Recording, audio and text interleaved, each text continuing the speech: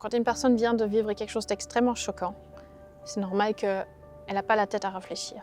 Quand on est en détresse, dans notre cerveau, il y a quelque chose qui se passe qu'on n'a pas accès en fait à tout ce qui est raisonnable. On est purement dans l'émotionnel.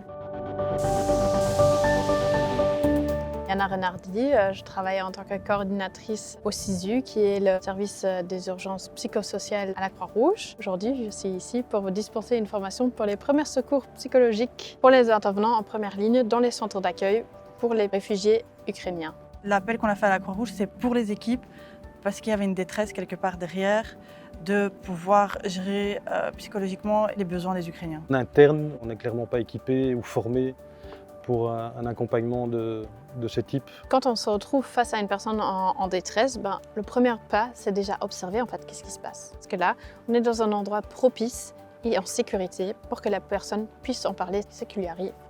Le deuxième pas, évidemment, c'est écouter. C'est de se demander, est-ce que je suis en train d'essayer de comprendre? Est-ce que je ne donne pas mon avis? Est-ce que je reste neutre? Est-ce que je reste empathique? Clarifier ce qui se passe. Parce qu'en parlant, la personne, déjà, elle va se libérer.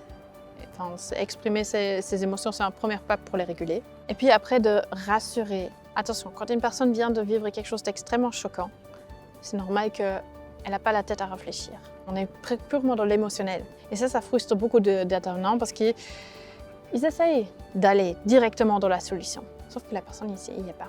Et la troisième chose, c'est effectivement reconnecter aux ressources de la personne. Donc, toi, tu as besoin de quoi?